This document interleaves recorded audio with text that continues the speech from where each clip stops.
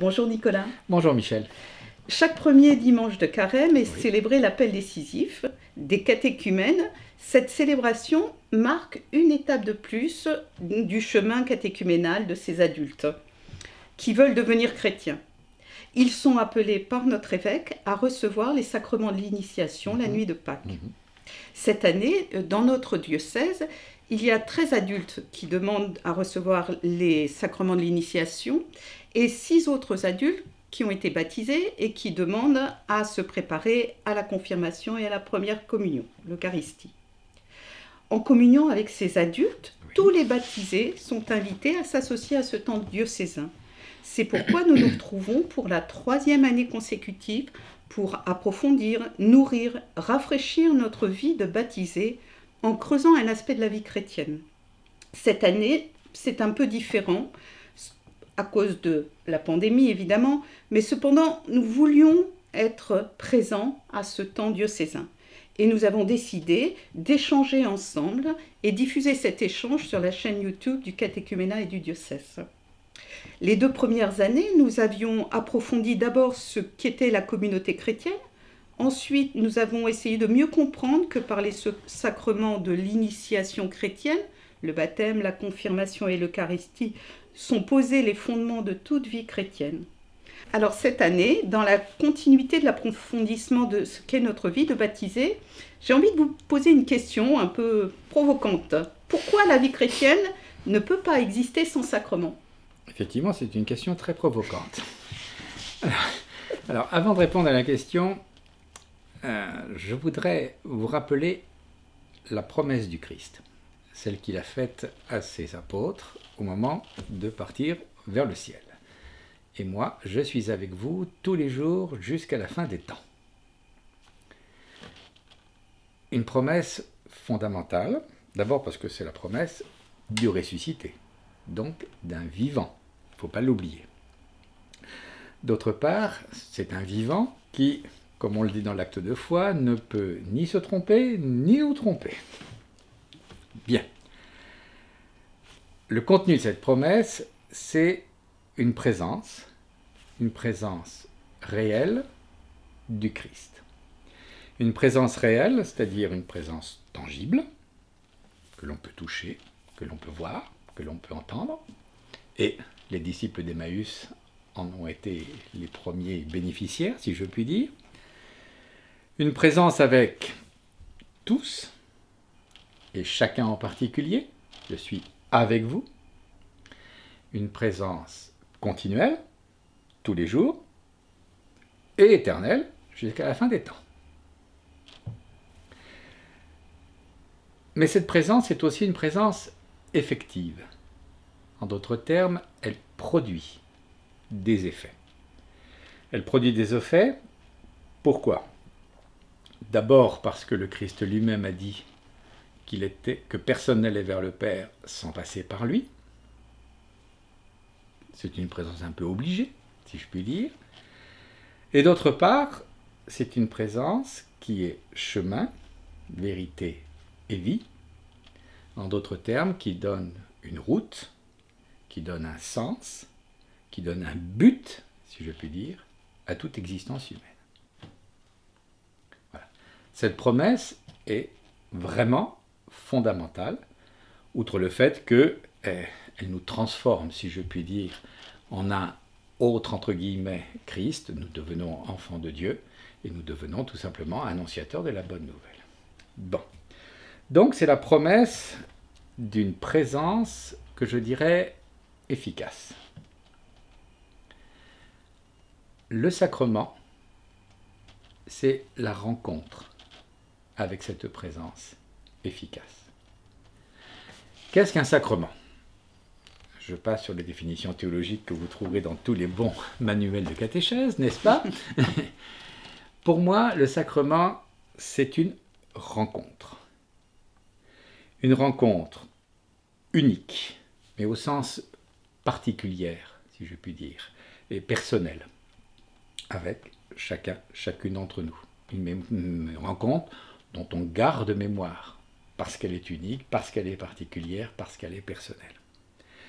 C'est une rencontre avec quelqu'un qui, ne l'oublions pas, me cherche depuis toujours. Souvenez-vous de la phrase de Dieu, descendant dans le jardin d'Éden après la désobéissance d'Adam. « Où es-tu » C'est une rencontre avec quelqu'un qui m'aime, mais qui m'aime tel que je suis, avec mes qualités et mes défauts, avec mes grandeurs, mais aussi mes limites, tout simplement, tel que je suis, mais qui m'aime au point de donner sa vie pour moi. C'est une rencontre, enfin, avec quelqu'un qui veut se mettre totalement à mon service pour tout simplement m'aider à vivre, pour m'aider à surmonter les difficultés de cette vie, et qui se met à mon service comme s'il n'y avait que moi pour lui. Donc une rencontre assez vraiment particulière et personnelle. D'autre part, cette rencontre, c'est un moment de vie et de partage de vie. Mon histoire personnelle rencontre l'éternité de Dieu. Et inversement, l'éternité de Dieu s'inscrit dans mon histoire personnelle. C'est un partage assez exceptionnel. Et qui plus est, c'est un partage qui produit deux effets. Dieu se charge de ma vie, et je pense à l'image du bon pasteur qui prend la brebis sur ses épaules, et inversement, moi, je reçois la vie de Dieu. Donc le sacrement, c'est vraiment une rencontre particulière, mais au sens vraiment fort du terme, et je dirais quelque part une rencontre extraordinaire. Alors, pour répondre à votre question, car je ne l'ai quand même pas oublié, est-ce que l'on peut imaginer la vie chrétienne sans sacrement? Je serais tenté de dire, je ne sais pas. Mais ce que je sais, c'est que si je me prive des sacrements, si je ne reçois pas de sacrement, eh bien je vais me priver d'abord de cette rencontre exceptionnelle, extraordinaire, au sens propre du terme. Je vais ensuite me priver d'une source de grâce absolument inépuisable et absolument intarissable. Ensuite, je vais me priver aussi, eh bien, tout simplement de la toute-puissance de Dieu, qu'il veut mettre à mon service pour affronter toutes les difficultés de la vie. Je vais me priver finalement, et c'est cela, me semble-t-il, l'essentiel, je vais me priver d'un geste d'amour qui finalement, si je le reçois, comble mon attente bien au-delà finalement de ce que je pouvais espérer. Alors, une vie chrétienne sans sacrement, je ne sais pas, mais ce que je sais, c'est que je me prive de tout ça, peut-être que ça vaut la peine d'y réfléchir, tout simplement. J'ai bien entendu ce que vous nous disiez, Nicolas. Donc, ces sacrements étaient vraiment le signe d'un amour donné et que nous n'avions qu'à les recevoir pour bénéficier de toute cette grâce. Donc, évidemment, on a envie d'adhérer pleinement à cette vie sacramentelle. Mais justement, quand on parle de vie sacramentelle, de quoi parle-t-on exactement ? Alors, pour répondre à votre question, permettez-moi de reprendre une explication qui avait été donnée par une théologienne, Madame Sophie Gall-Alexeff, lors d'une session nationale du catéchuménat et de la catéchèse en 2016, si mes souvenirs sont exacts. Elle disait ceci, j'ai repris le texte parce qu'il me semble extrêmement important. Nous sommes invités à penser l'existence chrétienne non seulement comme résultant des sacrements qui la nourrissent, la fortifient et la perfectionnent, mais comme étant une vie tout entière sacramentelle, dans laquelle toute réalité est discernée, reçue et vécue comme don de Dieu. Dans cette perspective, la célébration constitue le centre de gravité de la vie chrétienne, Parce qu'elle est une rencontre effective entre Dieu et les hommes, entre vie divine et vie humaine.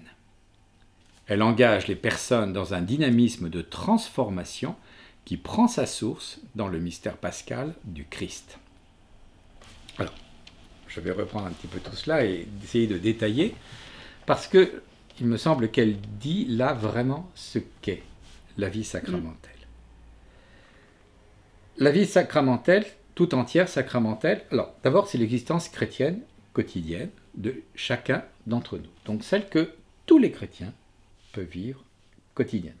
Mais une vie dans laquelle, commence-t-elle par dire, toute réalité est discernée, reçue et vécue comme un don de Dieu. Donc une vie en tout entière sacramentelle, en fait, change notre regard sur la réalité de notre existence humaine. En d'autres termes, notre existence humaine devient un don de Dieu. La vie est un don de Dieu. Et c'est donc un cadeau et non pas un droit.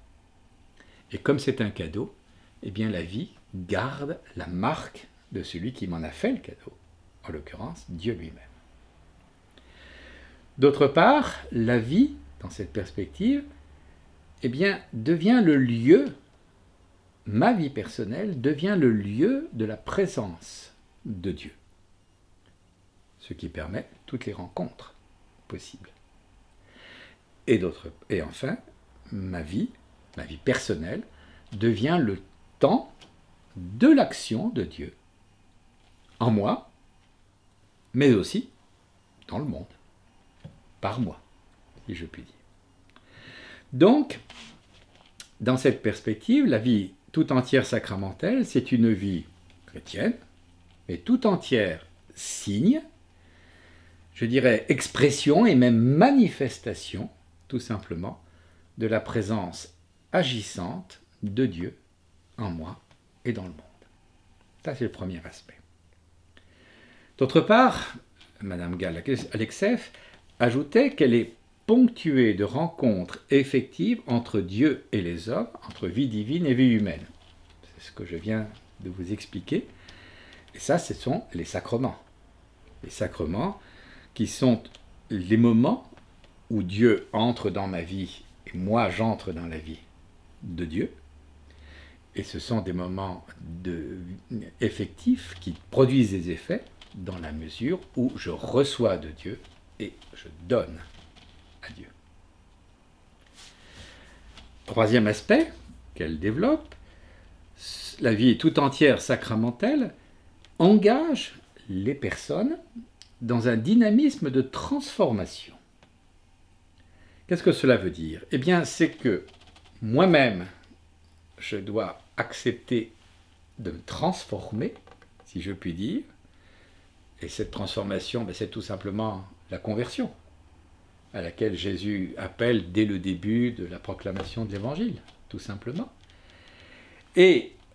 Mais à travers ma propre transformation personnelle, cela transforme le monde qui m'entoure. Vous savez comme moi que ce sont les petites gouttes d'eau qui font les grandes rivières.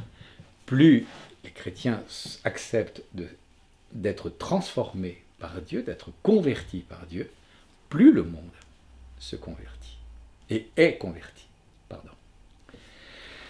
Et enfin, dernier aspect de cette transformation, c'est qu'elle prend sa source dans le mystère pascal du Christ. En d'autres termes, cette vie tout entière sacramentelle, c'est vraiment la vie de ressuscité dont on parle tellement dans le temps pascal, où nous sommes invités à chercher les réalités d'en haut, comme le dit saint Paul.